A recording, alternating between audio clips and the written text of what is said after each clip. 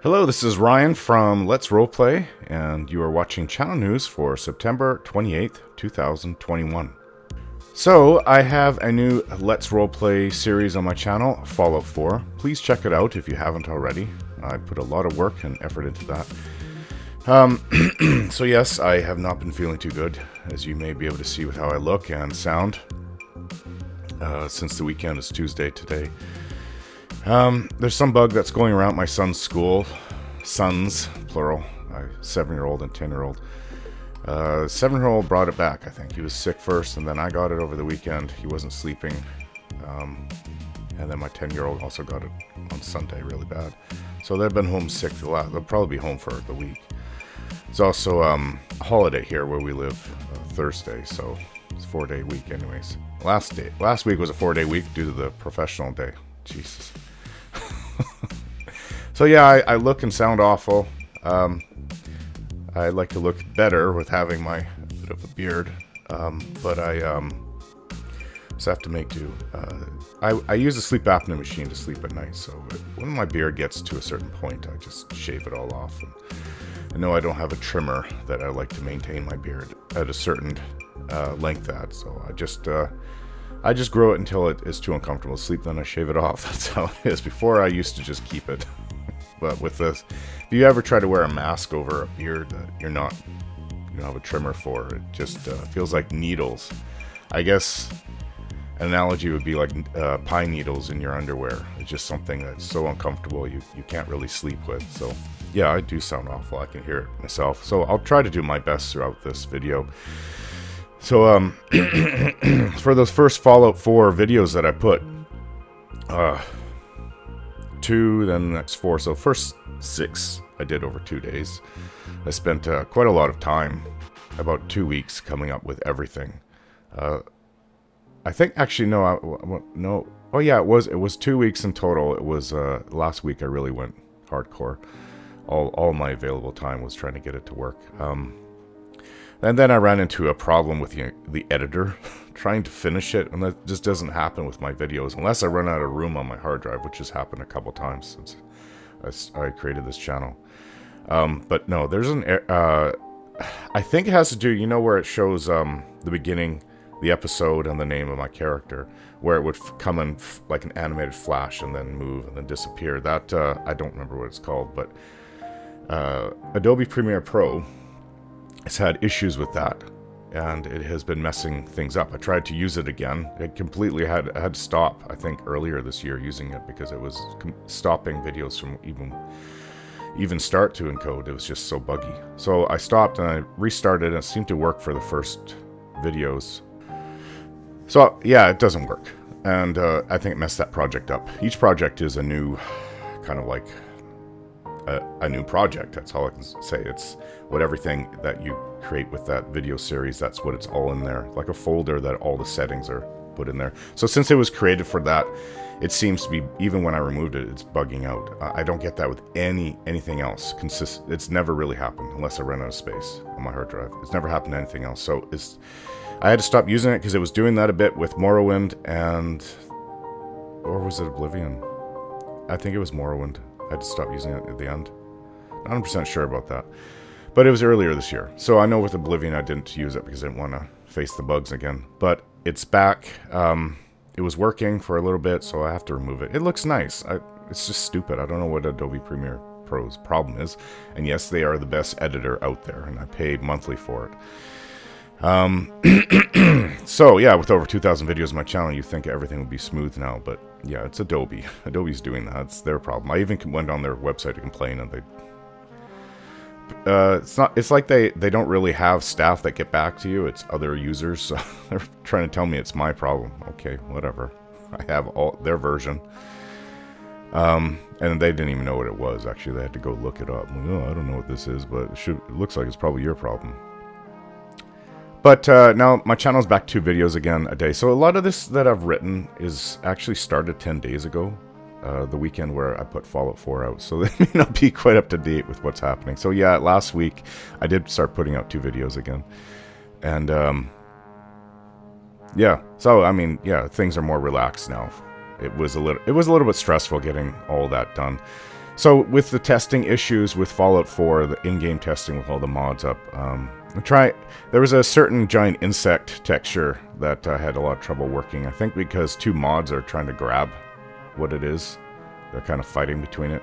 And in testing, in the final testing, it didn't show up. I thought the issue was resolved, but I don't think that those purple bug things are really going to be that much of an issue. Hopefully not. And, yeah, so I just have to keep moving on. Apparently it's a giant purple bug. That's about the only thing, actual error I've come across. Oh, yeah, you'll see that in video 6 with the purple bug. As for the very first video when we left the house and ran to the vault, yes, there was some ENB issue that I am looking into.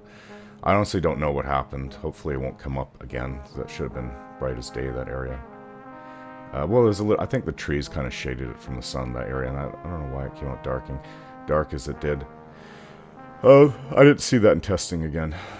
So I'm very happy with the story and how the game is working out. To be honest, is probably my favorite game that I've ever put out on my channel so far. Top game for me personally. Skyrim would be my number 1. Fallout 4 is, I guess it'd be my second favorite game of all time. And the companions in this game actually have personality and a backstory, so that's one thing I appreciate over other Bethesda games. I like the talking character, I do. I understand that not everything they say matches up with what you might want to be said. That's one of the complaints about Fallout 4, but it doesn't affect how I view it, because I think that you gain a lot more than you may lose out. I mean, there's a few issues I can see where I had to reload in the past, because it wasn't what I meant, and it's not just what I said, the words I said, it's the outcome. That's what ultimately counts. And I've heard people say, well, you either can be a super overly nice guy or a psychopath. That's the only options. I don't see that. I know sometimes your guy sounds a little bit overly nice and kind, but you know, when I started playing this, I'm a father, and I just saw it. That's just you playing your character as you hope to get your son back, and you just want to see the world as a better place. No matter how bad it looks in the post-apocalyptic world, or how bad it was, because I didn't actually realize just how bad it was before I started making the Fallout 4 videos for my channel. If you look at just how bad it was by the year 2077 in their alternate timeline, right before the bombs all dropped, it was so bad. I don't even know how they continued on. And I didn't even get into it. I just put like the first third or quarter of the history up to that point, and if you keep reading on, it's just like, I don't know how these people were even surviving. It was bad. There was mass starvation, there was disease, there was no freedoms whatsoever. The military basically taken over the entire nation. The US had started annexing Canada, and the map I put up at the very beginning of the first video, well, not the very beginning, but after the intro of the game, that kind of looks like they went into Central and South America as well, so I don't know. Everything's starting to change to blue. But yeah, the Soviet Union still exists. They didn't go, and what was it? The Berlin Wall came down, was it 89? And then Soviet Union collapsed in, was it 91 to 93? But yeah, that didn't happen in their timeline. It's alternate. But the Soviet Union aren't the bad guys anymore. Apparently they are kind of in the middle. They're not great friends of the US, but they're not the bad guys. It was communist China that was the bad guys. But then who are the bad guys? And I guess from the states got so bad, they're basically an authoritarian government. There was no more freedoms or rights anymore. But yeah, back to all the stuff that I wrote here. So I do like the talking main character. Some people, they seem to hit small hurdles and they just can't get past it. Not just in video games, but everything in life. I don't know.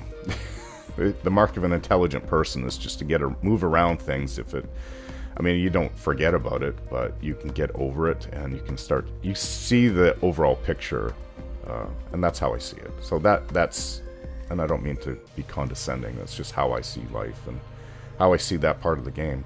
I know a lot of people say, well, I want to voice my own character. Well, you're not voicing your own character. But, there's something, a Cyber Voice, it's a company that I was looking into the week before Fallout 4 came out on my channel, or 2 weeks before. But that they do a copy of people's voices, and it's all electronics. It's synthesized, and it comes out pretty accurate. It's not 100%. If you listen to it, you'll be able to pick out here and there. There's different quality versions that they're offering, from free all the way up to, like, was it 20 a month? And they do a completely convincing Geralt from the guy's voice. It's the only one actor in the Witcher games, and it sounds pretty accurate, pretty close to it. So I was thinking I could possibly use that. I was even thinking it for Fallout 4, but I didn't. With all the work it would have required in testing, it would have been another week, I would assume, trying to get it sound right, and I would have tried to copy the main character's voice, and it wouldn't be spontaneous. Each of the videos might have taken longer, because I'm pretty sure I would have had to type everything out and get him to say these things. And it would have, so it analyzes recorded voice, and it synthesizes a copy of it. It can do my voice, it can do anybody's voice. And it's, from what I listened to, I would say it's between 90 and 95% accurate. But it's like so much work getting these things together, and then adding that on top of it. I may experiment in the future. I was actually originally thinking of using that, something like that, but I only saw this in the month of September, this cyber voice thing. But I did look into something similar last year in 2020, and I was planning on using that for my Baldur's Gate games, because I was playing a woman, and it would have been more accurate, more realistic, and I guess less immersion breaking to have that voice throughout the entire thing. But I tried to, and whatever company it was at the time, it may have been a French or European company, I'm not sure what it was, they were just doing testing, and they were only giving out so much of their app, I guess, to certain people, and I requested it and told them the reason, and they never got back to me. So, and that was the only one. I looked it up, and I was doing research, and I can only find that one company that was actually doing that. But I know that they've been, this has been something that's been going on for years. I think a Japanese company actually has been synthesizing singing voices for several years. You can look that up, speech synthesis, on wherever, Wikipedia. I'm sure there's other places that'll talk about it. It's pretty interesting. And I think actually that's the future of most voice acting in the future. And the reason that I say that is because, think of it from a role-playing game. You're not going to have... Okay, speech is great. I love it when characters talk to you. That makes the world seem more alive. The NPC, not just your character, but the whole world talking to you. That was rare back in the 80s, started to come out a little bit more in the 90s, and I think the game that really brought it out was, what's that Star Wars game? Knights of the Old Republic. Everyone was voice acted for the first time, I believe. And that was, to me, that was major. I thought that was really awesome. Your character didn't speak, but everybody else spoke. And so the point is, it's great that they do that. It makes it feel more alive. However, the game is still limited with just how much talking you can do in terms of space and in terms of how much they're willing to pay these voice actors. So if you can have, it's my sick son coming downstairs. If you can pay, if you have to pay voice actors for every little thing out there, you're going to be limited with what you can do. Space isn't as much an issue as it used to be. Some of these games are, I guess we're coming up to the 100 gigabyte mark with all the speech and everything else, graphics, everything, but speech is, the sound is adding a lot to it to do. And that might not even be an issue in the future. I can imagine compression working a lot better. It's just a technological issue, but beyond that, still, hiring voice actors to voice everything wherever you go. Think about some far distant merchant, right, from that really has no backstory. He's just there, has one line, and so, you want to buy my goods? That's it. So that would be voice acted. But if you can have a world where the AI actually has kind of control of these people's lives, and you write like an algorithm which gives that person personality, and their voice is speech synthesized. It could be something original, it could be a copy of someone, doesn't matter, as long as they're talking. That person can have a much more realistic, they can just have a life, a personality, and you can get into conversations with them about whatever. I don't know, maybe the keyboard won't be how you talk to NPCs in the future. You'll be talking through a microphone. I know all laptops have pretty much come with microphones these days, so I mean, that just may be the standard things for everything in the future. It would make sense. You want to talk to your world, just talk to a microphone, and the NPCs will hear it and respond. That would be absolute, and they're all AI controlled with speech synthesis. Can you imagine how that would be? That would be a revolution in role-playing. That's the future. I mean, I know that we will be going in that direction, but yeah, you just look forward to the future, and the future will come. But yeah, that's where I see role-playing kind of going in the future. More of a real world, kind of like Star Trek's holodecks. People will have personalities, they'll talk to you, and it just won't be a one line. So, I mean, that's the point. It doesn't matter about how much you can pay these people, how much you need to pay these people to voice act, or how much space it takes up. It's still, are you going to do it? You can't have a personality for everybody out there, right? But with AI and speech synthesis, I think that is a possible reality in our future. So I'm looking forward to things like that. I like the role-playing world be as real and as lifelike as possible. I know it's fantasy and sci-fi, but still, you can make it lifelike. So, and as for the voices, I think Mass Effect showed us that it can be done well. Mass Effect series, Commander Shepard is a badass, and I really appreciate those games. So as for my character Ryan Moore, yes, it's my first name, but not my last name. As I told Buck, there aren't many games where you can use your first name in them and expect it to be spoken in the game. I know it's just Codsworth that will say your name as Ryan, but it's already in one of the videos where he says Mr. Ryan. When I was younger, I used to have a boss that used to call me that, Mr. Ryan, when I was in construction. So, as for his personality, I always like to play a bit snarky when I can, so a bit mischievous.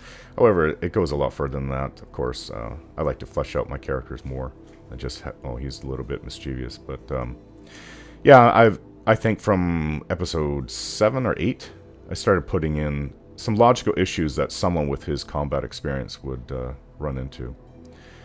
So I'm not into playing truly evil people. I think the vast majority of us wouldn't be able to associate or even find real the things that people do that when they have no empathy or care for other human beings. You think that the bad guys they portray in the movies we see are just misunderstood or have been hurt in the past, and no one is truly without care or hurt, or heart. In real life, some are like that, but I think that the real bad ones are people that have no care for the welfare of others. These are psychopaths, and they wouldn't flinch killing a baby or murdering their own mothers if it got them what they wanted in our world. So, you know, it's not that you don't really see these things from psychopathic personality traded people unless they get to, like, bad things, unless they get to the top of organizations, I mean, or even lead nations. Then you can see some truly awful things that are done. These kinds of people are unrelatable. No one would like them. See, the ironic thing is there, because they can't relate with other people, even other psychopaths. They may understand them, but they can't relate to them either. They may feel, oh, I can be at ease around it.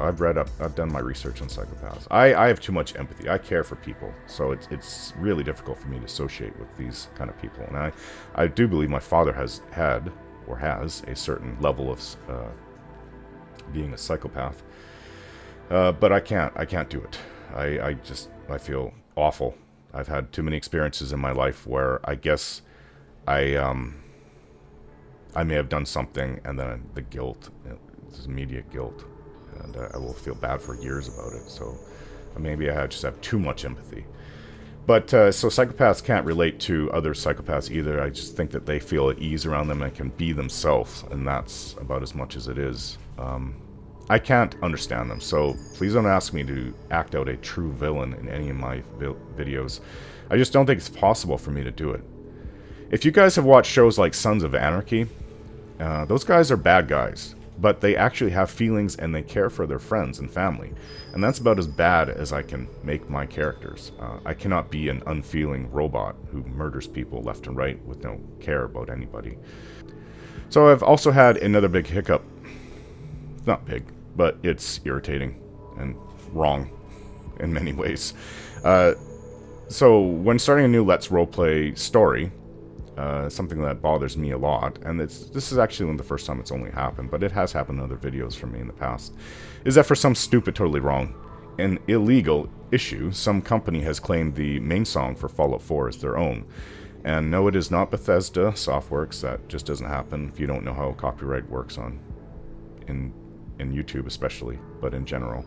It's some company called BMI, Broadcast Music Incorporated. There was a bunch of other ones, just like an alphabet soup of 3 to 4 letters. It may have been different companies, but they cannot claim this music. It's Bethesda, belongs to Bethesda Softworks. So how copyright works and is enforced on YouTube,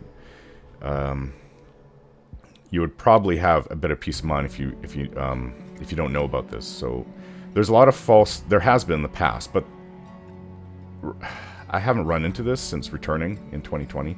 But there used to be a lot of false positives and outright fraud. There's companies that exist only to defraud other YouTubers out of monetization based upon music, of which some of them are brand new songs created by the musicians themselves. Other companies will come and claim them.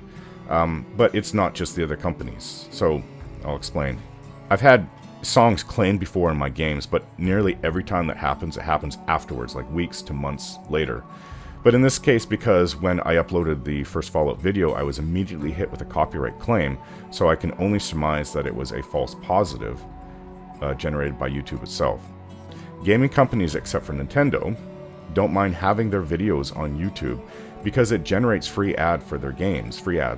So to allow all that means that they allow all the music that they've added into them. Of course, there are exceptions to that. Fallout 3 and 4, and even New Vegas run into a bit of a problem there, though, because they added in real-world music, not music made for the game. That was created in the 40s, 50s, and 60s in their games, and they put into their games. Putting that music on YouTube will generate copyright issues, and I don't think YouTube can really get around that. So I've gotten around that by downloading a mod in Fallout 4. I don't know if they have it in the other Fallout 3 or New Vegas games. That changes all the original music, not the in-game music that they made for the game, but the music that they bought, licensed to put into the game, with cover bands playing the music. And guess what? There hasn't been one claim over them. So that's awesome. That awesome mod works. I'll miss some of the original songs, and these songs aren't as good as them, but they're close enough. Think of in the future, the DJ wouldn't know a thing about it, because I don't know. There's something about vinyl records still existing in the Fallout world, so they're able to play really old songs. Like, these songs are even old by the time Ryan Moore in 2077 is there. I mean, they'd be like over 100 years old. So, say 300 years in the future, they would have no idea. It says, it would just say the name of the music. But I know that they're saying the actual authors, the original authors are making them, but the DJs wouldn't have a clue. They just have some old songs, and that's really all they would know. So, what does this copyright claim mean for me? It means several things, but hopefully it will have a good ending. It means that I don't get 1 cent for the first Fallout 4 video, which usually is the video that makes the most of the entire series. More than any others, not all of them combined, but more than any single others. Any commercial income goes to that company, BMI, but since I didn't take it lying down, I disputed it immediately. And they have 30 days to respond, and if they do not, then monetization goes back on that video for me. However, that might sound good. I do think, I'm not positive, but I do think that they get to keep that income within the 30 days. So, of the video being published. It's ridiculous. And it's actually against the law. But it's just how YouTube works, because I think, 10 years ago, all these companies and corporations started getting antsy about copyright issues on YouTube, and nothing was being done about it, so they really put pressure on YouTube, and then YouTube started coming up with these algorithms to detect what's in your videos, like in terms of songs and any other, like even movies. They used to just put full movies on YouTube. I think that there's a few of them still up there. And, yeah. But that's really difficult to do that. I tried uploading a video in like 2015 for Dragon Age. It was an anime Dragon Age video. I was hit not just with a copyright claim. It wasn't even that. It was a strike on my channel. And that was the only strike I've ever gotten. And that was a community guideline strike saying, you can't do that. Not that I did anything wrong in my videos, is that, no, you cannot upload. I don't know why. I mean, because I don't know. I don't know why exactly they did that, and I see other people with full movies on YouTube, or even other songs that are knowingly copyrighted, so don't ask me. But I'm guessing you just will not find that video on YouTube, the Japanese, I forget what it's called. I think I still have it on my hard drive. So, anyways, this company, BMI, has no standing there at all. If they did actually, they have a chance to slap aside my dispute, and then I get a strike, and then I appeal to YouTube about it.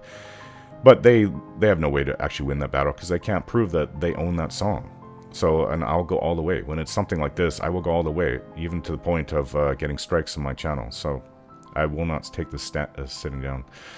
So I can hardly believe that people are still falsely claiming a song to a major video game. This song was made, it's the Fallout 4 main theme that they are claiming as theirs. So way to go, YouTube. This is pretty much all of your fault here. False positive for the win. Alright, so my channel is growing quite nicely in the last 4 to 5 months, as you may have seen. But as I've said before, subs don't really mean that much. Yeah, it's still small, but it's growing, and I'm watching it go up by a few dollars a week. So, my son's over there sneezing. Yeah. I usually don't get this sick. Usually it goes away within a few days. But, yeah, I don't know. It's because I didn't sleep that Saturday night, and my body just didn't get over it, which I was really hoping to do to make this video on last Sunday. It's 2 days later. But, yeah, so my channel's growing. With watch time, actual views, and income. So my goal of 100 Canadian per month by next year, it's actually over halfway there. And with the growth, I mean, wow. I'm actually seeing growth in my channel that I haven't seen since 2015, when my channel started growing for the first real time. So I would love to see my channel make a few $100s a month, a few thousand a month. That would be great. I don't think that I'll see that happen until 2023, but I'm on my way. I'm actually seeing quite a bit of growth. So yeah, I did have quite a bit of a hiccup. Like, not only was I 4 years in limbo and I lost a lot of viewers and a lot of people in my channel, but I also removed the Project 1999 videos, and that really hurt my channel. Late last year, was it December, I removed them, and I lost about a quarter or a third of all my traffic. I think it was about a third. It was pretty brutal drop. But I have reached and now surpassed that high of last year. It was around October, was the highest point since returning in 2020 to continue making videos for my channel. And I've surpassed the highest back then. So, and that was when I had the Project 99 videos on my channel. So I'm quite happy with how it's all working out. You can see there's a lot more subs. I hit 4K. Yesterday morning, I believe. I woke up to see 4K subs on my channel. It's not like all 4K people are watching. About half of those people are from the old channel, still subbed, that I used to have, Dalen 75 Games. And they're not everyone who is even just in the last 2 years who has subbed. Sorry, it's not easy to think. Subbed has they don't watch my channel every day. They will come back, maybe watch a few, and then leave for a few weeks or a few months and come back and binge watch some. So I mean, it's just how it works. So I don't have 4,000 people watching every day. So probably maybe about an 1/8, 9th of that total amount on my channel. If I had actual 4K people who had signed up just in the last 2 years, I would assume that it would be double that. Because as I said, a lot of our older subs that just like what I used to do, and maybe they have an inactive channel and they just haven't been using it. That's what everybody is to watch videos. It's a channel. Channel/account. It's the same thing. So everyone has a channel. If you're making comments, you have a channel. Even if you have no content on it, but those comments. So it's growing quite nicely, and I can see the numbers on YouTube Studio under the analytics part. They show me every view, every hour of watch time, and every penny, literally, my channel makes in US or Canadian. or any other currency out there, I guess. And I can compare it to when the channel first started back in 2013, or see any date and time and compare it, all the numbers to it. So that's one thing that YouTube has done very well, is the analytics. I'm not always confident that YouTube honestly will exploit your channel to how it can, because like I said before, they go after the big channels and they just advertise the crap out of them, because more money that way. They don't really want to stick with smaller channels that are growing. So it's hard, doesn't matter how good your content is. It's hard to grow starting. It's like a role-playing game where you start out and you're low level, but just think of it takes years, not weeks to months, to get to the end game. It takes years. It didn't used to be this bad. If I had not stopped in 2016, I can imagine having over 10,000 subs easily by now, and trying to make a decent living out of it. Yeah, that's too bad. If I know what I know now, I wouldn't have stopped. But like I said before, I was hospitalized for 15 days. I had encephalitis, and yeah. So everyone thought I could have permanent brain damage, and I may not recover. So it was a really, really touchy moment back in late May to almost mid-June of 2016. Yeah, my son was 1, and my youngest was 1. My older one was 5. So yeah, it was pretty brutal. I had lost like 40 pounds. They weren't feeding me for 12 days, so just IV. That's it. Well, I think I had a tube when I was there. I was literally under for 5 days. I was in a medically induced coma for 5 days, and I do think they had a feeding tube. But yeah, it was brutal. Brutal times. So, and people who go through things like that often aren't as confident as they used to be. It's very common, and I just, my voice wasn't the same for months afterwards. It kind of sounded, actually, my voice right now sounds better than how it was back then. But yeah, I stopped, and with everything that was going on with monetization being taken away, losing partnerships, I just said, F it, I'm not going to continue on. But yeah, I've been back since last year. I think I started May of 2020, and seeing my channel grow again is great, and it was very frustrating seeing a lot of unsubs because I wasn't making any more Project 1999 videos. Very frustrating to see that, and people just weren't even checking out my new stuff. But I mean, I can understand, but it's still frustrating from my point of view. So also keep in mind, I lost a lot of my ranking in the YouTube algorithm when I got rid of the Project 99 videos. They're not gone, they're on its own separate channel. The link is in my main page. You'll see who I support. Will show Let's Roleplay. I try to put as much as the original look and feel to it as I had back then. But now my channel is back on track. I think my busiest day was, the peak day of my channel in its entire history was March of 2016. And I'm still about a third away from my best matching that peak now with my channel. So I hit 1186 views in one day back then, March of 2016. And I managed as my current peak to get 484 in one day since returning in 2020. And that was only since this is the weekend before last. So yeah, so I've hit about 40%. If you do the math, it comes out to be 40% of my absolute best since returning. The memberships have helped. Keep in mind that there are 3 levels, 5, 10, and 20 US$ memberships, and each one comes with its own set of perks. The higher you go, you keep the perks from the previous level. So I've only included the memberships at the end of the videos in which someone has a $10 or $20 membership, US$ membership. I have 2 other current memberships right now, so I don't just have the one. In fact, that was temporary, but I've kept his name up there anyways, just because that will be the page where I put all the names, and eventually I will get more. So having 3 having 3 memberships, having had 3 is good. It's not just the one that you may think that there is. So I've updated my channel banner to show all the games that I've worked on since coming back in 2020, and I think it looks really good. I'm very happy with how it looks, and go check it out. Now all I have to do is create a new channel ad that puts my channel up to date with everything that I've added into it and how things are going. And especially to get rid of the old channel name reference. I think that was... Didn't I do that last year? About a year ago, actually. Man, time's flying. And, yeah, I think Pillars of Eternity 3, or 2, I was saying is now coming to my channel. So, and when I did that, I was sick back then, and I did a real quick version of trying to update it. And I didn't get rid of all the, I think there's 2 references to the old channel name.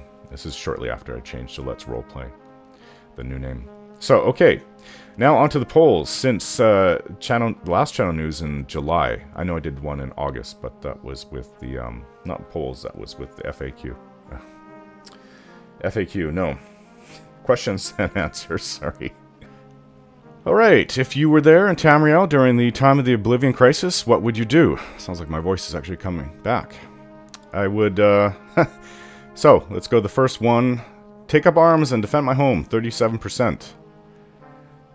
I'm pretty sure that's the one I would do, too. As an Argonian, I'd invade Oblivion through their own gates. 20%, that actually happened. That's part of the lore. Argonians were recalled home for several years before the Oblivion Crisis, and the histories had augmented them to be more powerful, stronger, faster, and yeah. So when the gates did open, in, I don't know every case, but they did invade through the gates, the Oblivion Gates, and give Maroon's Dagon quite the headache down there. So the other one, take advantage of, third one, take advantage of chaos and pull off a great heist, 23%. Use the distraction to find my targets and murder them, 7%. 5, flee to Akvir, only to find that they too have Oblivion Gates, 13%. So, 30 votes. Dropped quite a bit from previous... Excuse me. from previous votes. But it goes up. Just goes to show you how much traffic and activity is on my channel. This was after 4th of July. That was the last one I did in July. The one I did in July, I should say. So, Captain Red, 1,000. Parallels with the different... Sorry, what my son's doing down there. Parallels with the different quest lines of Oblivion. Defending one's home from invading demons is probably the most sensible out of all the choices, which really says a lot. Jurvar Stablehand. Very interesting choices. I choose to defend hearth and home and horse. Good answer. Okay, so it doesn't show the actual date that these came out, just says 2 months ago. So I've been doing Q&A every week. Sorry, not Q&A. Yeah, my goddamn head is not clear. I have been doing these polls every week. So every Wednesday I come up with a new poll, which means tomorrow it's another one. So are you looking forward to Starfield? I think Fallout 76 was an anomaly for Bethesda, and I seriously hope that they learned their lesson from their mistakes. But as far as I'm concerned, their previous work speaks for themselves. So the first choice is yes, I look forward to seeing more of Starfield, 39%. Second choice, not really, it doesn't really seem like the game for me, 17%. And the third choice, I don't care about it at all. Bring on the Elder Scrolls, 6, 44%. I am, of course, the first one. Yes, I look forward to seeing more of Starfield. I hope to put that on my channel someday. So 41 votes. Noah Miller. I've already stated I'm very lukewarm towards Starfield, and I feel like it's diverting time, effort, and resources to what people really want, which is another Elder Scrolls and Bethesda's. Bethesda's just being tone deaf. Yeah, I agree with that. I don't think there should have been a Fallout 76, personally, but... Whatever. It wasn't just Fallout 76. They did 2 mobile games. No, there's a card game. I'm not sure where you can even play that card game. I haven't played it before. My son plays Elder Scrolls Blades on his tablet, so I just looked at the intro to it. And I kind of joined up, and then I never played it. My cell phone. That's what I would be playing it on. When I can play it on my TV upstairs, 56-inch 4K TV, or off my Xbox. Games there. I mean, I don't know if Blades is for the Xbox, or I can play it here. I don't think you can even play games on the PC, Blades on the PC, but I can play games on my computer here or the TV. So it's just not very enjoyable to me. Little finger moving, and the guy is about the size of my finger. I'm like, oh, come on. And I have artist hands. I have thin fingers. I don't have big beefy mechanic hands, so my fingers still get in the way of my cell phone when I'm typing out the letters. So, Jurvar Stablehand. I have enjoyed everything Bethesda Game Studios has produced since Daggerfall. None of that Wolfenstein, Rage, Evil Within stuff, those are different studios. Fallout 76 was a real mess at first. Horror stories for almost a year. They just couldn't do anything right. It was comical. The game that it is now is really well done. I've heard this from quite a few people saying it's actually pretty good now. Most people criticizing it either haven't played it at all and just joined on the hate train, or they played it at first and never picked it up again. If anyone owns Fallout 76 and wrote it off because you had a negative experience at release, or worse yet, your favorite streamer or YouTuber told you to, I implore you to try it again, and you be the judge of its quality. As for Starfield, I dislike sci-fi, but that won't stop me from playing Starfield. Bethesda Game Studios does open world like nobody else. I look forward to Starfield with perhaps less zeal than Elder Scrolls, but I am most certainly going to play it with vigor. Yeah, I actually, I agree with that. I'm not looking forward to it like I would with Elder Scrolls 6, or even Fallout 5. But, yeah. Fallout 76, a lot of people said it's good. I've never played it, and I know I've watched people go over the issues over the first year. There's a lot of problems that they had, and Bethesda, I mean, of course, it's completely their fault. There's no excuse. They just really, really messed up, and then they messed up when they're trying to fix it, and then they messed up again when they're trying to fix that, and just went on for about a year, and then started to get better. And I'm not sure when that came out, 2019? Or is it late 2018? One of the years. One of those times. But it's actually pretty good now. And Starfield. I liked sci-fi. I like fantasy. Star Wars is my favorite. Some people say it's not really sci-fi, it's fantasy. It's got both. The system of the Force, it's can't really be explained in a science fiction way. I mean, science fiction is supposed to be more detailed and more real-world-ish, like. And I hope that Starfield, I mean, yeah, actually, you pointed out a good point there, that it's science fiction, and science fiction is supposed to be a little bit more realistic. But even with Star Trek, when you really look into it, there's a lot of things that are just like, okay, it's just magic. Works by magic. There's really, I mean, they really fudge some things to get it to so-called work. And if you don't know, there are whole handbooks on how the Enterprise works, and then its engines, and how everything works in there. Of course, it's all made-up stuff. I mean, if we really had that information, we would have our own warp ships out there. So it's all made-up stuff. Science fiction, I think the closest thing that I am aware of would be like Interstellar, where they tried to really copy things. Unless you want to look up something like Apollo 13, watch that movie. Or I think there was another one just came out within the last few years. I haven't really been keeping up with Hollywood. That was supposed to be like one of the NASA missions. So I think that is about as close as you're going to get to science.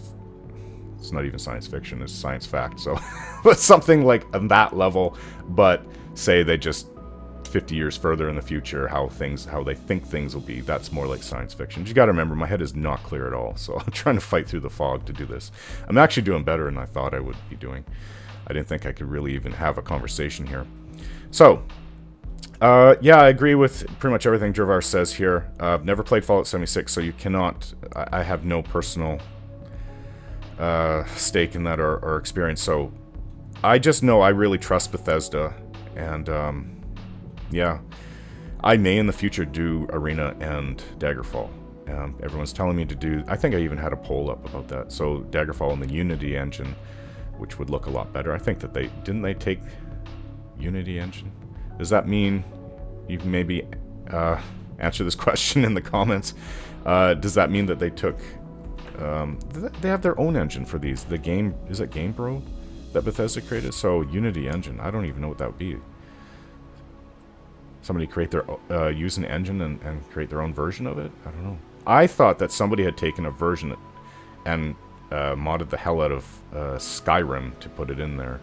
And yeah, from start to finish, that you're playing the main story, not the side quests or whatever for Daggerfall. But I guess I'm not correct there if it's in the Unity engine.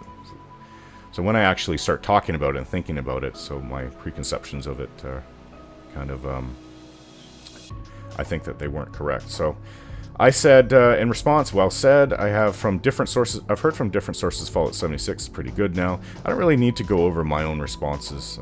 I guess I can. Just as some people are saying that the Elder Scrolls Online is good, now the ones saying those old games are bad are for the most part people who either tried it and ran into a terrible release or just heard it was bad at launch and never followed up on it.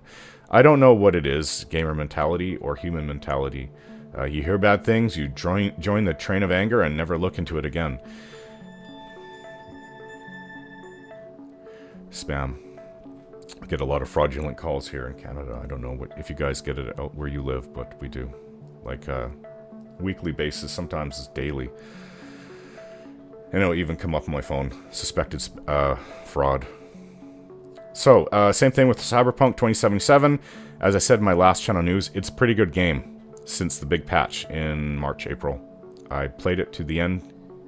I didn't do all the side quests. I'm still working on that. Well, it's like in limbo.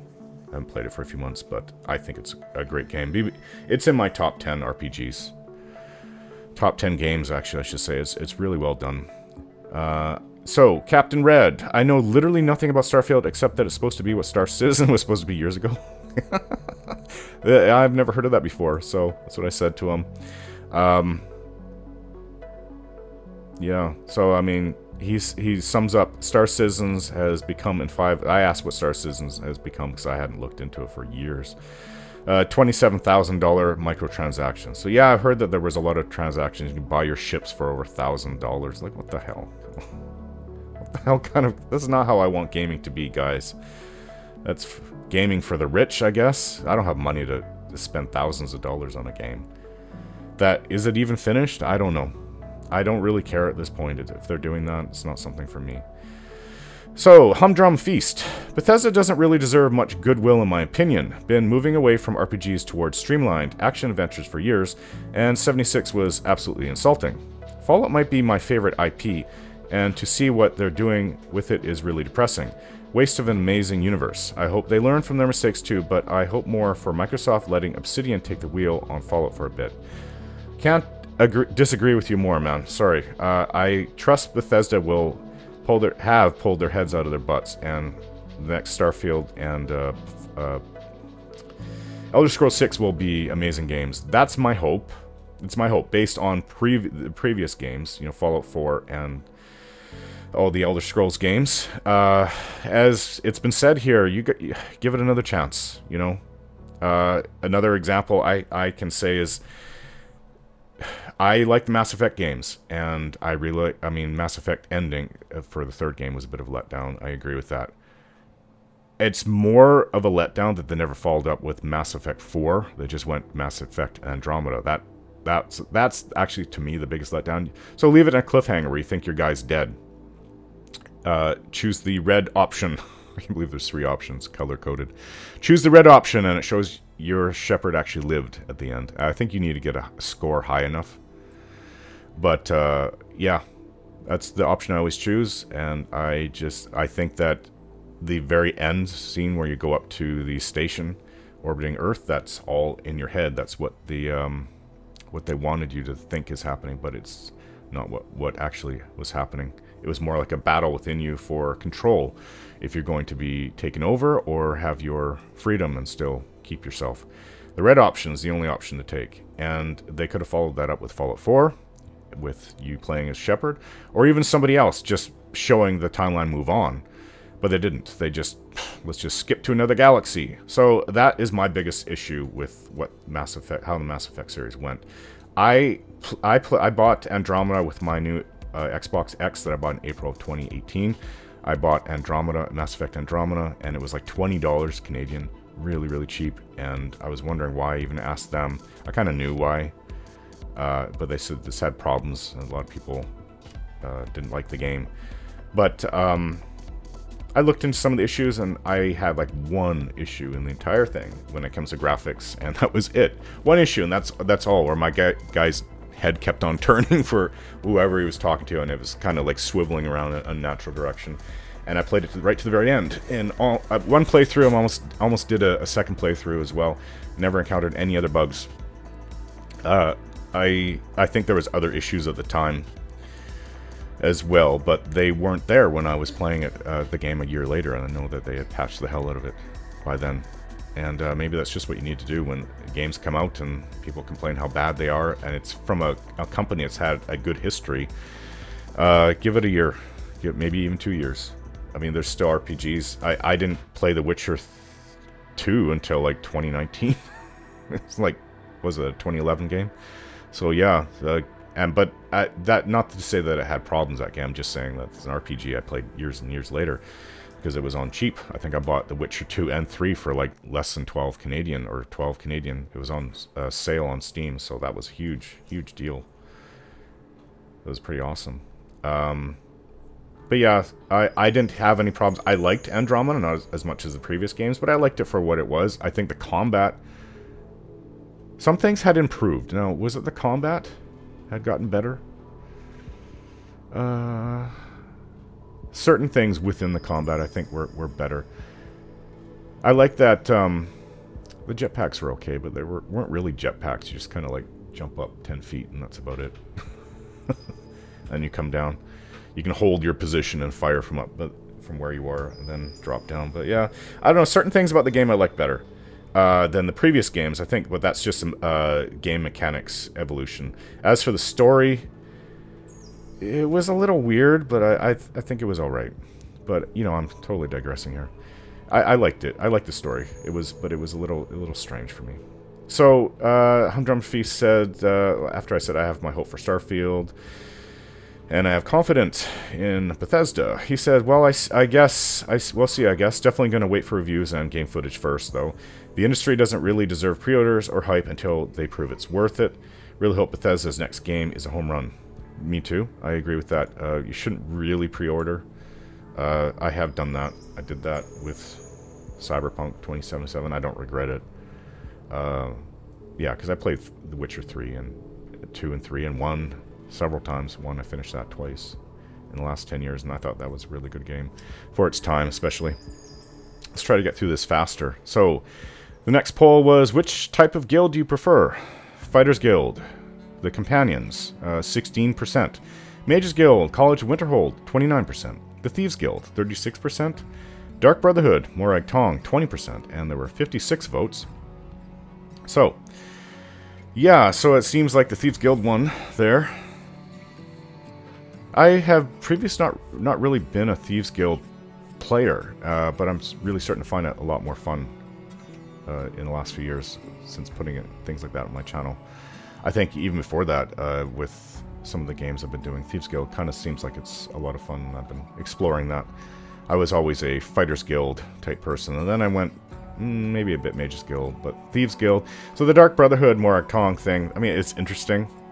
There is the psychopathic murderer. I don't always have to. I think, in Skyrim you can just go and kill the Dark Brotherhood. Find out where they are and just burn it down. Literally, you can. That's your choice. I think you kill at the, where you're taken hostage and kidnapped, and you have to make a choice who to kill. Was her name Astrid? Yeah, you can just kill her and I don't know, find out where they are, and then just you go tell, is it the Pentacus Oculus, and where they are, and then you can just have the option of destroying it all. I'd like to do the quests, but I may put up a poll to see what you guys think. I would prefer to do the quests. I don't know how I'm going to roleplay that, but I'll do it. It helps to have a morally ambiguous character in these Elder Scrolls games. You don't have to. You can roleplay differently and see how it works out, and it can. It's just, you would miss out a lot of content. You even kill the Emperor through that line of quests. I don't know. Some people said, well, there was 2 fake emperors you killed. There was suspicion that the so-called real emperor that you go to assassinate at the end isn't even the real emperor, but I don't know. I can see Bethesda doing that. The same emperor is still in Fallout 6. The Elder Scrolls 6. So, Captain Red 1000. I like the concept of the Mages Guild College, even if we rarely get to experience it that way, in that way. And I put, yeah, it's the only one I finished. Actually, it is the only one in my previous Oblivion playthrough that I finished. It's a lot of fun. Corey Sayer. Wow, sounds like an 80s name. I think it depends on the game too, but historically I always tended to go with the Thieves Guild on my first playthroughs. Yeah, I've never done that, but I think it's a lot of fun. I've been experimenting with Skyrim doing that. And I wrote, usually I avoided them in the past and didn't see much point because I thought when I get higher up I had a ton of gold by then, but I have been working on their quests in the past few years and it's been a lot of fun. My videos forced me to focus on them as part of my character's story, so it's given them a fresh look in my eyes. I used to always go to the Fighters and Mages Guilds quests first. Corey wrote back, yeah, that is the beauty with role-playing in my opinion. When I was younger, it was always more of an afterthought to min-maxing. As the years go by, and I go back to various games, creating a history and personality for a character, and then getting lost in the story through their eyes and motives has really brought a new life into them for me. Unfortunately, now that I'm in my mid-30s, I find I'm often too tired, TP. My head is too tired to think what TP means. Yeah, it's supposed to mean to find the time and drive to play games like I did 10 to 20 years ago. So when I want to relax at the end of the day, I just find that it's still just as fun to get lost in those games through the eyes of creators like yourself. I found you a couple years back as Dalen75, searching out people role-playing my favorite games, and then just a few weeks back you popped into my feed with the new branding, and boy is there a lot of great stuff to watch. Many thanks for putting out so much content over the years for people like me to enjoy. Well, thank you very much for watching. Yeah, it goes back and forth a little bit more. I put, wow, thanks a lot. It says you've been subscribed for 6 years. Oh yeah, it does. It tells me how long you guys have been subscribed. It doesn't say here, but maybe because it's in this community thing. But in the comments section, it'll say how long some of you people have been subscribed. Not always. I don't know why. Glad to see some of my old subs take a new look at what I'm doing these days. He wrote back, no worries, man. I was new here until I saw the Dalen75 tag on some of your older videos and realized you had rebranded. I think that was a smart move, business-wise. I hope it leads more folks to your content, and goodness gracious, 6 years now, huh? Time flies. It's all starting to blend together. Laugh out loud. I wrote back, yeah, the new branding. It's helping. Slowly, I need to do a few other things, improve Oblivion thumbnails, and edit or redo the channel advertisement, but other than that, that is where I want to be. My biggest hurdle is, of course, the YouTube algorithm. I really believe that my videos are better than over 99% of the gaming videos on this platform. It's just that the vast majority of people don't see what I'm doing. They make it a real grind to gain more viewers, subs. It's sort of like an MMO with the worst, most unavoidable grind that takes 50 times longer. Of course, I had forgotten I had written that. That's too funny. In the Elder Scrolls, which is your favorite race? I can only have 5 options for polls, and there are 10 races, so I will have 3 polls and pit the winners head-to-head on the 3rd. 64 votes. More votes. More votes. Imperial, 17%. Breton, 33%. Nord, 25%. Redguard, 8%. And Argonian, 17%. So I went for the more men-like races, except for Argonian. The races of men are here. And the other ones are, well, the Khajiit are supposedly it's surmised. Some people think they came from the elves, the wood elves. Other people say, well, the Khajiit's own origin story says they come from the gods. They created them, but people think that they came from the elves in general. So, Breton. And I think a lot of people are voting this just because of my Oblivion Let's Roleplay series. That Breton won, #1. If I had played, say, an Imperial, maybe that would have gotten the 33%, but I could be wrong. I'm just guessing. It's just kind of a bit of a coincidence. So, Noah Miller. Nice to see us Breton boys getting some love, because apparently the community thinks we are boring. No, it's just our lore is coherent, and we are the only relatively sane men on Tamriel. So I wrote back, Breton and Nordic women equal the best in the game, in my opinion. I never thought Bretons were boring. I've always just wanted to play Breton Mage. I always wanted to play Breton Mage, not just always wanted to. I did for a while in Skyrim, but destruction magic is severely underpowered in that game. I might have to beef that up, even though I don't want to play as a mage. Quirky questing gaming. Of this list, my favorite for stats are Bretons. I typically play mages, but my favorite for lore, homeland, and looks are Argonians. So I wrote back that, not for Malcolm. My battle mage character is purely a mage. Did I write that? Okay. But he is more mage. He's not purely a mage. He is more mage than anything else. This will be my first real playthrough as one in the Elder Scrolls. I used to pretty much just be warrior types, but this time a mage, and in Skyrim I plan to play a light armor thief type. Dunmer are my favorite, and Bretons are growing on me. She responded, "Thieves are a lot of fun. I haven't played a mage that's a thief yet. I bet that would be interesting with the telekinesis spell." I wrote back, "I should play around with that spell. I don't think I've ever tried it before." And she wrote back, I used to throw objects. Use it to throw objects at people. Never really use it seriously though, but I've wanted to do a playthrough that uses it more heavily. And I wrote, "I think it's sort of fun, sort of like using the Force to bring objects to you and or to manipulate levers that are behind barred gates. Sounds like fun. I should be using it then. Thanks for the idea. I have to use that in my Oblivion game and Skyrim." In the Elder Scrolls, which is your favorite race? I can only have 5 options for polls, and there are 10 races, so I'll have 3 polls and pit the winners head-to-head in the third. Make sure you vote in the previous and next poll. Altmer, 5%. Dunmer, Dark Elves, 42%. Bosmer, the Wood Elves, 20%. Khajiit, 22%. Orsmer, Orc. It's Orsemer. There's an I missed in there. 12%. Yeah, Dunmer. Totally went out here. That's my favorite race. And there's 60 votes. So I wrote, my apologies, it's Orsimer with an I, not Orsmer. There is no way to edit a poll once it has been released, so either delete it and redo or just keep it as it is. Blake Bridges. I don't think I've seen you post before. Post a comment. As long as it's not the High Elves, then I'm happy. Yeah. Skyrim. I've never really liked the Altmer. They just always seem like haughty a-holes. Haughty. Haughtily? Haughty. Whatever. My brain's not functioning. As long as it's not the High Elves, I'm happy. And I wrote, like, yeah, for me, Altmer are the least liked of all 10. I never particularly liked them before Skyrim, but after Skyrim, I really don't like them.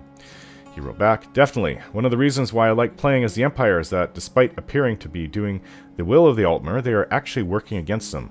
Makes for a very interesting and nuanced story. Well put. I wrote back, that is my plan for Skyrim. He wrote back, nice, I'm excited to see it. So yeah, I read somebody, when I was looking for pictures, sometimes you see things, pictures for Oblivion, and I read somebody's picture of their, there's a little story blurb there of their High Elf character. They said they had no idea what the Elder Scrolls lore was like. Skyrim was their first game. They're a role player, and they found out that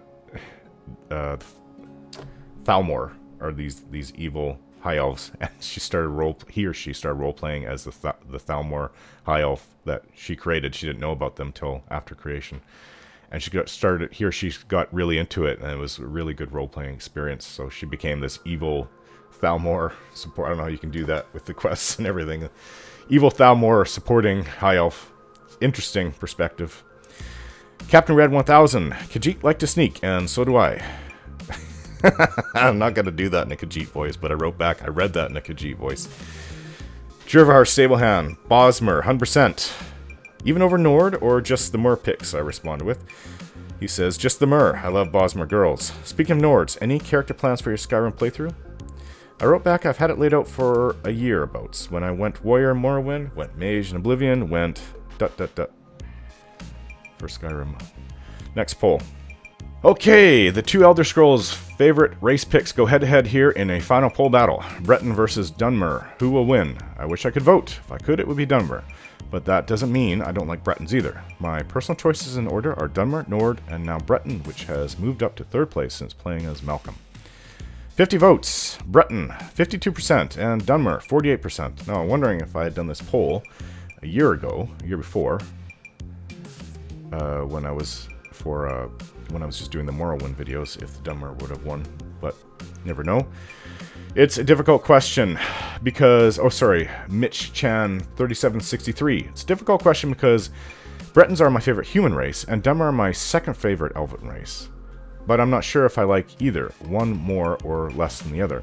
It really just depends on the playstyle I feel like using at the moment. Otherwise, Khajiit all the way. Yeah, oh, I would have voted for Dunmer, so... They won 52%. I wrote, because of my experience with Skyrim, Nords went from my bottom. I really didn't like them after Morrowind. That was my first Bethesda game. The Elder Scrolls game was Morrowind. Nords were idiots in that game. So Nords went from the bottom to second place for me. With Bretons, I am recently warming up to them. But as to your top choice, that's definitely a case of to each their own there. I like Khajiits, but I wouldn't want to play as one. He wrote back, oddly enough, I rarely play the game as a Khajiit, laugh aloud, but I like their lore and stuff. A lot of their lore has really been fleshed out with the online game, Elder Scrolls Online. Apparently they've added a crap ton of lore to pretty much make them either like the top contender with the Dunmer for all their lore, or right up there next to them. It's something to the next step down from them. So I wrote back, I have a lot to learn about them lore-wise, but I know a little about them. So I do know a little bit about Khajiit, but not that much. Blake Bridges wrote, I think the Dunmer are Dark Elves, right? I don't know much about their history in the Elder Scrolls, but they could be interesting. I wrote back, ah, well, there I can help you. The Dunmer feature prominently in my Elder Scrolls 3 Morrowind Let's Roleplay, and I go over a lot of the lore during it, which pretty much covers everything up to that time point. He wrote back, well then I'll have to check it out. Jervar Stablehand, this is rigged, I tell you. Who in their right mind would pick a Dunmer over a fine, sophisticated Breton? Not me. I think you were looking at it when the Dunmer were perhaps leading. So I wrote back, no worries for you, since it seems like Bretons have just barely won. Anyway, ask your Q&A questions if you want. Oh, this is probably when I did the Q&A for last month. Jervar Stablehand wrote back, I am glad Bretons won. I asked some questions for your Q&A. Sorry it wasn't sooner, as I have been taking care of my father, who hasn't been feeling too great lately. Things are looking up, so I should be back on YouTube soon enough. I wrote back, wait, well, I see it here. Sorry, because the main comment was older. It was further down the list. Sorry to hear about your dad. Hopefully, as you said, things are looking up. He wrote back, thank you kindly. And then Noah Miller wrote back, Breton boys all the way, baby. And sorry to hear about your dad, Jervar. Yeah, when family gets sick, not doing well, and you have to take care of them. I've never personally had it where someone is like older and it's really scary, but I guess my time will come. My mom is actually still kind of young. She's only not even 20 years older. I mean, she's 65. My wife is 4 years old, almost 4 years older. I mean, her mom they just turned 73 5 days ago, yeah. So they're older than my mom is, and yeah, their health isn't as great, but it's nothing critical for the time being. But I wouldn't want to be in that position where I'd have to.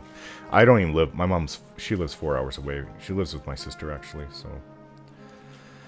Yeah, I love my mom very much. I don't have anything to do with my dad in real life, but it's a different story altogether. But he actually isn't doing too good. Apparently just got Parkinson's a few months back, or they diagnosed him with that, well, 4, 5, 6 months ago. But he's not in my life, so I don't really care. How many of my current Let's Roleplay series are you watching? Feels like I just put this out. So it's from a month ago. 36 votes, all 3, 11%. Just 2, 25%, only 1, 44%. I'm not even watching a current one, I'm watching an older one, 19%. So yeah, it's funny. I laugh at my own jokes. Not all the time, but I think I can be very funny. So I think this is a bit of a joke response. But it's true, I mean, because I said how many of my current Let's Roleplay series are you watching? Jervar Stablehand wrote, I am watching 2, Oblivion for obvious reasons, and Pillars of Eternity 2. I enjoy them both for different reasons. I am looking forward to Skyrim, and Fallout 4 will be watching those without question as soon as you're able to produce them.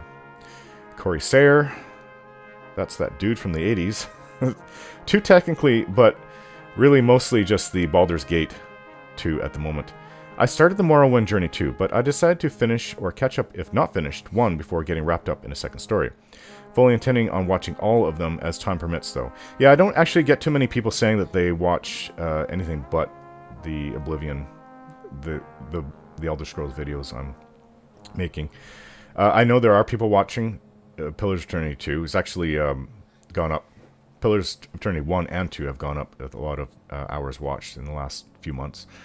But Baldur's Gate 2 is the only one, and I'm still making those videos now. It's dragging low. It's the lowest one I have on my channel.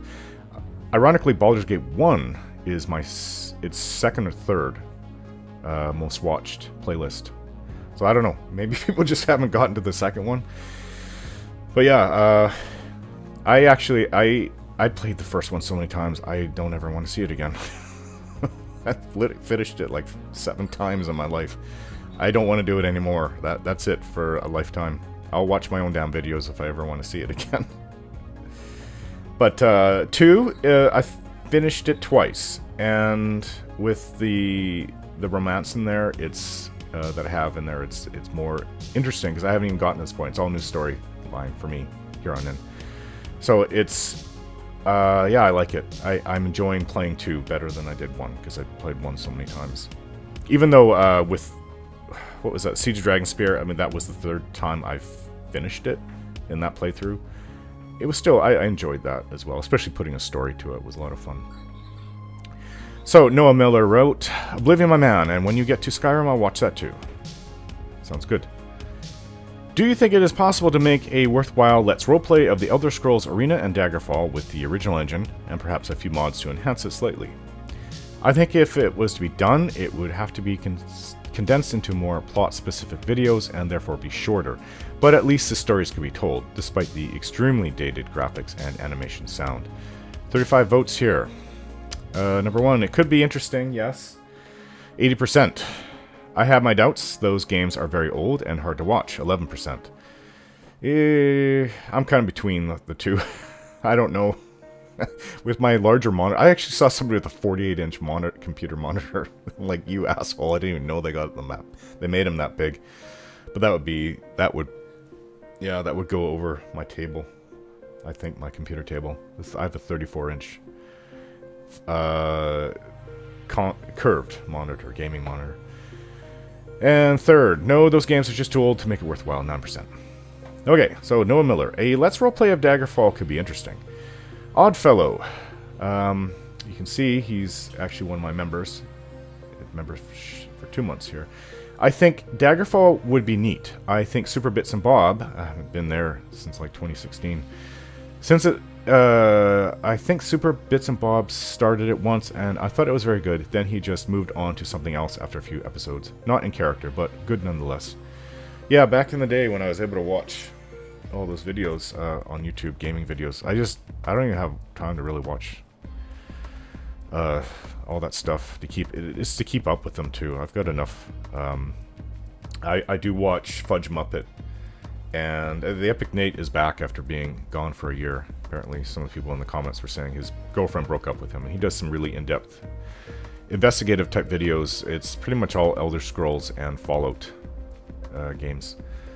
So yeah, I watched those. Now he's back. He just made one. I watched it yesterday, actually, when I was sick. I'm still a little bit sick, but it was much worse yesterday. So I wrote back, I used to watch him, meaning Super Bits and Bob. You might know this if you used to watch my Project 1999 EverQuest videos. I have little time like I used to, though. He helped send viewers my way for P99 EQ after a time. Oddfellow wrote back, I'm almost positive that's how I found out about your channel. I was playing P99 and subbed your channel, I believe, after you replied to one of his vids mentioning my channel. Your channel. You may not remember. I'm so used to putting everything in my character's perspective. I'm changing the words here. You may not remember, but if you go back to P99 vid, questing for my kukri in Delner, there was an enchanter that you had a brief exchange with. That was me. And I wrote back, oh wow, that's pretty awesome that all these years later you are here on my channel. I'm surprised that you remember me from that. I think I might remember that encounter, but I'm fuzzing the details. I spent a lot of time soloing that place. At times the fighting was pretty close and it was a bit stressful. Yeah, there's no save and reload in an MMO. It would be stressful if you could. But yeah, I was down there soloing with my Shadow Knight. That was, yeah, that could be stressful. Was it Shadow Knight? Yeah, I'm pretty sure. Kukri, that's for Shadow Knight.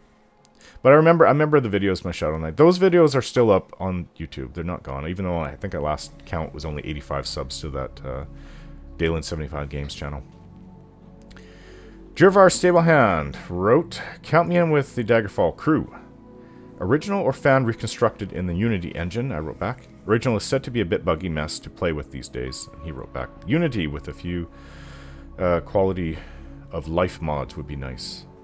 Corey Sayre, I haven't played Arena, but Daggerfall on the Unity engine is very playable and would be very well. My son's, he just got up. Just walking in circles around there. Yeah. Sorry, I messed that one up. But Daggerfall in the Unity engine is very playable and would be well suited to a Let's Roleplay series. It might actually be my favorite of the Elder Scrolls games with how far they have come with the build. I haven't looked into it, really, actually making me curious to see what they've done with it. On the original engine, it may be more difficult to record and produce due to its stability issues and other bugs and whatnot, but I'd definitely still watch if you went that route. I would, especially now with what you said, what they've done with it on the Unity engine, I'll have to look into it. But keep in mind that that would be for after Elder Scrolls V Skyrim, so I have the option of the Arena and Daggerfall and online. I don't know how I can do online games. I have thought about with the Old Republic. That's one of my favorite MMOs of all time. Just because the story rich and characters, everybody talking. And I thought the mechanics were pretty good. It's not a perfect game by far, but if you go back to 2011, it's pretty good compared to everything else. My son is playing with one of his games over there, making noise, if that's what you hear. The frog going on. So I wrote back, I'll have to look into that, and it would be years from now after Skyrim and between the Elder Scrolls 6. When I finish Baldur's Gate 2 and Baldur's Gate 3 still isn't ready, would you be fine with putting in Neverwinter Nights instead, until they eventually fully release Baldur's Gate 3? I've done a little research, and it's definitely not going to be fully released in 2021, and some say late 2022 or even into 2023. So it could take a good year or two, at the rate that they were going, until the game is completed. I could possibly complete Neverwinter Nights and Neverwinter Nights 2 in that time period. So the two options were 39 votes. Let's continue on with Forgotten Realms D&D Universe. So 95%, obviously. I actually didn't see this last time I looked at. Somebody put in, I may not like it, but what choice do you have? 5%. So yeah, I'll only do a finished game. And Jervar Stablehand wrote, that's a huge yes for me, 100%. And I wrote back, okie dokie. And that's it for this one. I think there's 2 or 3 more polls left. I have been contacted by someone just watching my first Oblivion video that though they really like my content, that the low FPS frames per second is bothering them. Has anyone else experienced this? I had someone about 3 months ago mention that my videos flicker and that they didn't know why. All my videos up to August 26, 2001 have been at a solid 30 frames per second, as years ago I learned that the human eye cannot detect anything past 22 frames per second. I don't know if that's true, if people are seeing this smoothness difference. I was told that anything under 60 frames per second bothers this one person, so I decided to see if a 60 frames per video would work. Frames per second per video would work. Have you noticed a difference since September with my new videos? And over 26 votes, overwhelmingly people wrote, yes, it's made a big difference for me, 73%. Next, the difference was so minor that I barely noticed a change, 5%, and then I've seen no difference at all, 23%. Yeah, I think I wrote 2001, yeah, meant 2020 there, not 2001. Jervar Stablehand, 60 frames per second is the minimum for me. I notice a massive difference when playing between 60 frames per second and 30 frames per second on, or heaven forbid, less than 30. There is a reason the target frames per second, at a minimum, even for the new consoles, is now 60 frames per second. As for the human eye, so he sent me a video that goes over the different frames per second quite extensively. And he wrote, your Oblivion videos are your finest work to date, without question. The only downside, or the downside, is the frames per second. It is the most noticeable. I wrote back, thanks, Jervar Stablehand. I also wrote back after. I had trouble seeing it at first, but halfway through I started seeing the difference in the video he sent me. I think there never was anything... If there never was anything beyond 30 frames per second, no one would ever complain. But when you get used to 60 frames per second, you notice the difference. I have seen Oblivion get to 60 plenty of times, but outside when on horseback, it sometimes takes a hit. I don't think there's anything I can do about that. And he wrote back, your dedication to your character and your playthrough as a whole steamrolls any hiccup in regards to frames per second, or even an unfavorable game. Look at Pillars. I think the target frames per second should be 60 for play as well as the recordings. Of course, I will watch regardless of frames per second. See, now this is what I mean by somebody that just gets past a bit of a hiccup and can accept the thing for its whole. He's weighed it in his mind, which is better, and my storytelling trumps the 30 frames per second. And see, there's that's what I mean. Just look at things as a whole. Don't hit a small hiccup and just stop there and just walk away. A lot of people do that, and I don't know. That, to me, I find that frustrating that people are even like that. But that's just me. So I wrote back, yes, for recording and editing it's set at 60 frames per second as of August 26th. I'm not sure how it can be enabled in all the games, though, as I don't think this option is a common thing. I can look at each one as I record them. But right now, with Pillars of Eternity 2 done, it was the latest game on my channel since it came out in 2018. Oblivion is 2006, and Baldur's Gate 2 is EE is 2013. And I don't think setting the frames per second is on those, and it's not. I checked. I didn't even know that 60 had become the standard.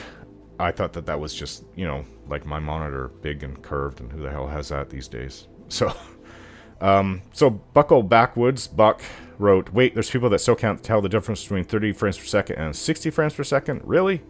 Lesai. So I wrote back, I'd be one of them. But I've never done the comparison before, and wasn't aware that it had become the new standard. Oh well, I'm caught up when it comes to video quality with the best of them now. Yeah, with my bit rate. I mean, my videos are clocking between 9 and the 3D ones, so Oblivion and Fallout 4, between 9 and 14 gigs each video. That is a hell of a size. And now it's all 60 frames per second. Fallout 4 started for 60 frames per second, and it will finish at 60 frames per second. I have seen that 120 is something that apparently is around the corner. I'm not sure when that will become the standard. It doesn't even give me the option to go past 60 in my editor, so... Or... Is it the editor? I think it's the editor. Won't allow it to go past 60. Don't quote me. It's either that or the recorder. So one of the two won't allow me to do it. So the video I wrote back, I'd be one of them. I read that. The video link that Jervar Stablehand linked in his comment about the difference between 30 frames and 60 frames per second showed me. During the first half of watching it, I still couldn't tell the difference.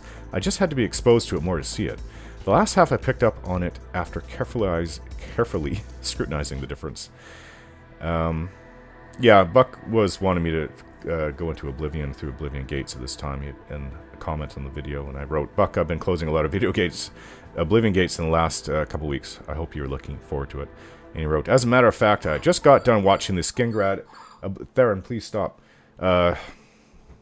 Watching the Skingrad Oblivion Gate, and I very much enjoyed it. Yes, my two sons, Dalen and Theron, both have the role-playing names. My wife liked them. We went with it. These are names that I both created. But I've run into other Dalens with different spellings before. One was a physiotherapist, I think. Another one was like a doctor. Weird. And they spell it D-A-L-Y-N or D-L-E-N instead of my D-A-E-L-Y-N. Oh well. How do you feel about me making live streams of non-role-playing games such as War Thunder? It's about impossible to roleplay properly in my storylines in a live stream. It really is. I play War Thunder and strategy games, or even narrative games such as The Wolf Among Us, in my time away from making my videos. 30 votes. I'm good with watching just about anything you publish, 57%. I might take a look at them, 7%. And I'm just here to watch the RP videos, 37%. And that's fine. If you're just here to watch the RP videos, that's what my channel is about. I just was thinking really about getting more traffic on my channel, giving you guys something else to watch. I used to get told a lot that people like the sound of my voice. Some people said they'd watch my Project 99 EverQuest videos and just fall asleep to them because my voice was just so soothing. But yeah, okay. I don't know, the end song at the end of those videos where it gets really loud with the EverQuest song, I guess that's when you would wake up, but I'd find that annoying. Buck wrote, oh man, that sounds great. Could you play games like Factorial and RimWorld, please? I love those games. What about Hearts of Iron? Could you play that? And Europa Universalis. Oh, this is great news. You know what's really weird? I have all those games. And RimWorld and Hearts of Iron. Those are some of my favorite games, actually. I'm not sure how many... I have almost 3,000 hours in Hearts of Iron on Steam. But keep in mind, though, that with my kids, because I am a stay-at-home parent, this is my part-time job, my YouTube channel, that I would often just leave the game running. And it's not that I'd be playing it. If you friend me on Steam, you'll see that, oh, he's been playing He's had Hearts of Iron on for like 2 days. I may have just left it on, right? It pads my time played, but so I probably have around over 2,000 actual hours of playing Hearts of Iron, but it's getting up to close to 3,000. It's like 2,800 or something. But yeah, that's my favorite actual strategy games. My head is of two different minds: role playing, so that would be right brain, and strategy, left brain. I like those. Those are my two favorites. I also like narrative games. Story, really, that is kind of what role playing is about. You create your own story. So narrative games such as like The Wolf Among Us, which I just finished probably shortly before this poll, so a month ago. It took me a few days. It was a nice diversion, and when I started it, I heard people said it was great, and when I started it, I didn't realize how much I'd get into it. I just played that until the end. I was like, I gotta finish making the videos today so I can play that damn game after.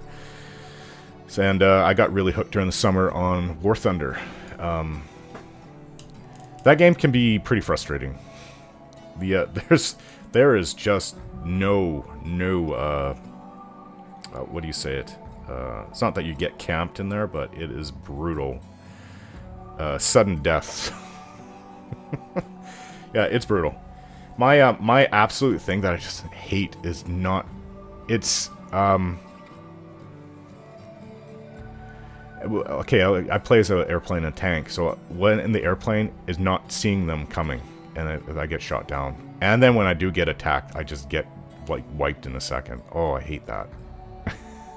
That's rare. That doesn't happen. That's happened maybe a half a dozen times. I just hate it as a fighter, and then just... Yeah, people just come in, and I didn't see them coming. You have your little... I always look around, of course, at my airplane, and I have a little mini-map, but if there's the occasional time where I didn't see it coming, I just get shot down. And it's not just you didn't see him coming, you get shot down in a second. I hate that. So I didn't even have a chance to do anything. I was dead. I can understand a little bit more when playing as a tank, although I still don't like it. At least it shows you who shot you down. It shows you the replay of where the shot came from. But, yeah. But it also can be a lot of fun. Keep in mind, you're not fighting against any AI. You do face drone AI at the beginning if you're just starting out your account. And I didn't realize. I thought I was an awesome player, shooting down all these planes. I thought they were other players. But I realized later, like, these are drones because you just hit them, and they're not even smoking or engine destroyed or wing blown off or anything, and they just fall down, crash, and die. I'm like, wow, it's easy to shoot down planes. But no, those were drones, and I guess they did that just to make it a little easier for the people just starting out. I got 12 kills in one of those videos. I think 2 were actual other players. They put 2 on each team out of 16 on each side. And it shot down 12 planes. I'm like, yeah, I'm an awesome player. I didn't realize that was just brain-dead AI. Okay, so I wrote back, I have Europa Universalis on my channel, that and more, around 400 videos of Crusader Kings 2. I was just polling to see how people felt. I have no plans for sure. More like the possibility for the future. Keep in mind that none of this would be in character. Funny enough, I have all those games, the ones that he listed. Did you friend or follow me on Steam? I questioned him. So let's roleplay. He wrote back, you're on Steam. I always took you for more of a good old games man myself. I have nothing against Steam, and maybe 100 games in there, but my real collection is totally DRM free on good old games. I have a few games on there, not too many. Yeah. I guess it was... Do I even have it up there? Half-Life. I think I have Half-Life. My limited physical collection of games over there. And when you installed it, it put Steam on. That was 2006. That was my first introduction to Steam. I remember I was hooked on that game, Half-Life 2. That was really good. And, yeah, I think I even called in a sick day for work just to stay home and play it. It was I was having a lot of fun. That was before I met my wife and had kids. Before the dark times, where you're just always busy. No life of your own. No, well, I don't know, I wouldn't want to go back to the time of dating. I dated a lot back then. So many disappointments.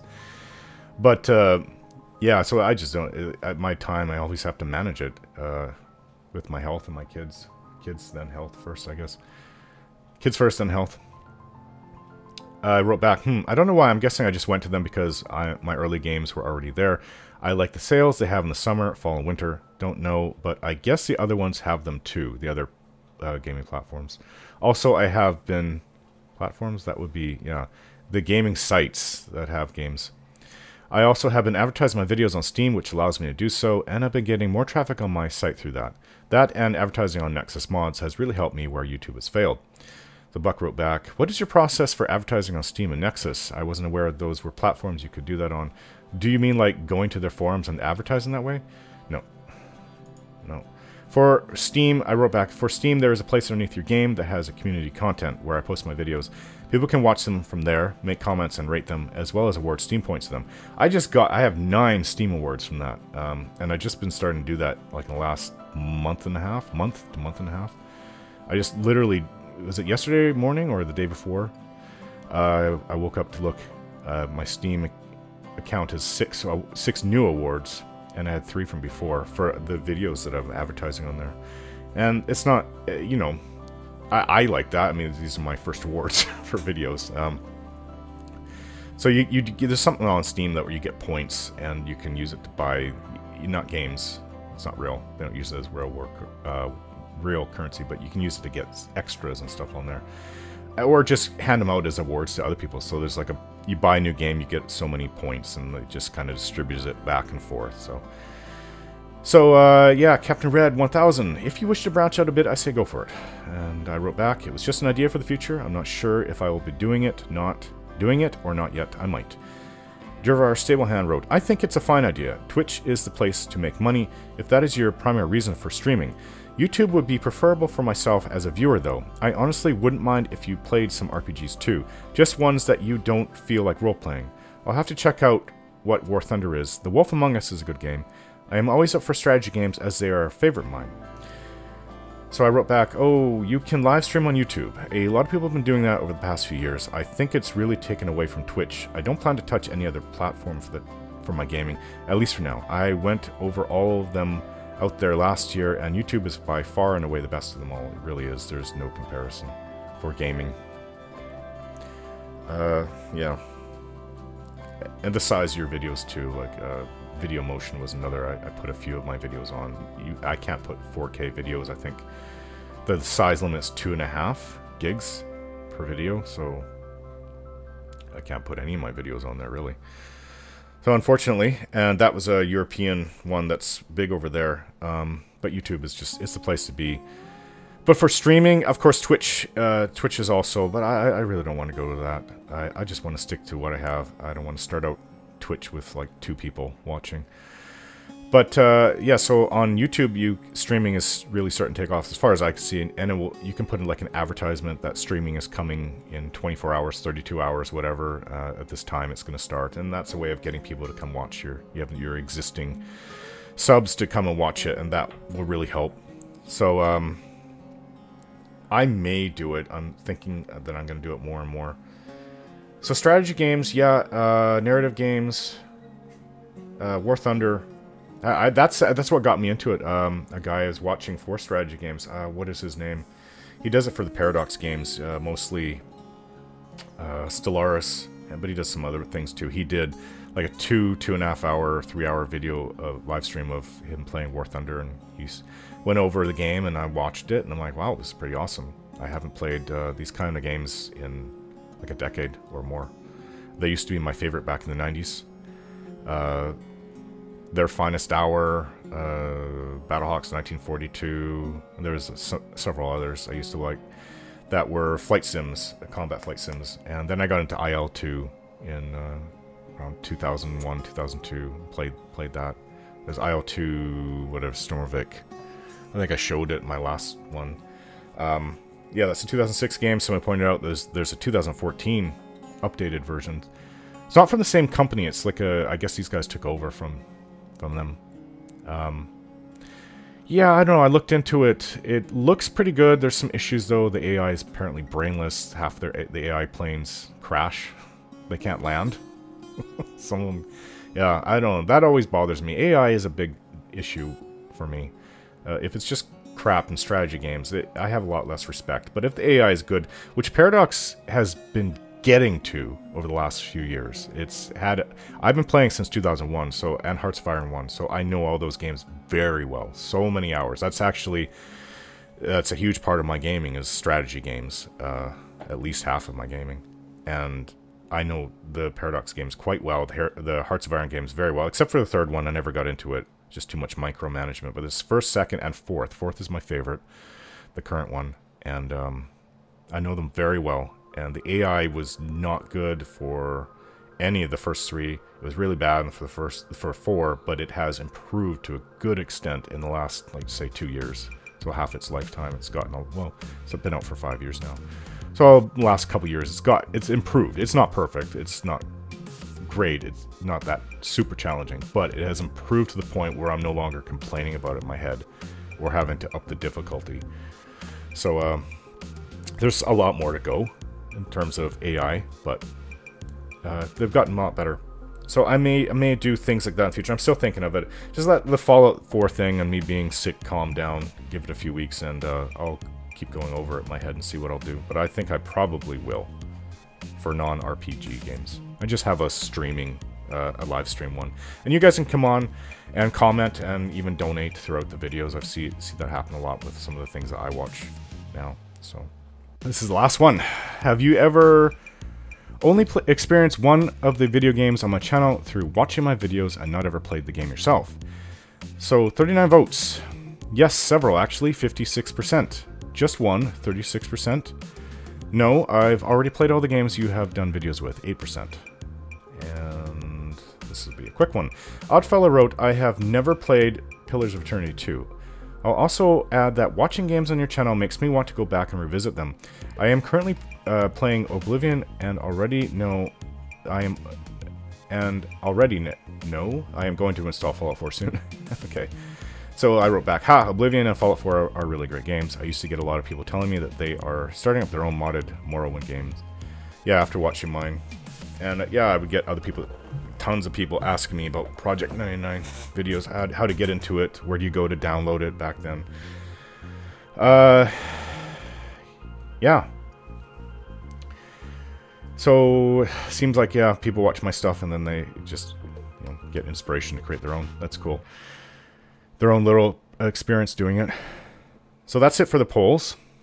I have links on my channel banner to Steam if you would like to friend or follow me there. There's also a link there to my Parler account. And I've changed the banner to reflect the games. I don't know if I already said that here. Reflect all the games I put out. Yeah, I think I did. In the last, since coming back in 2020. And I think it looks really good. I really like my banner now. I've used my new, what is it called? Affinity Photo to help me edit that. It works great for me. I'm getting used to putting together pictures. I know I could make better thumbnails, but for all my videos, I'm not an expert on that, of course. I could make it more jazzy, but the time it would take to make all the pictures, especially now with doing 2 3D games in which I take screenshots from the game, would be a long time.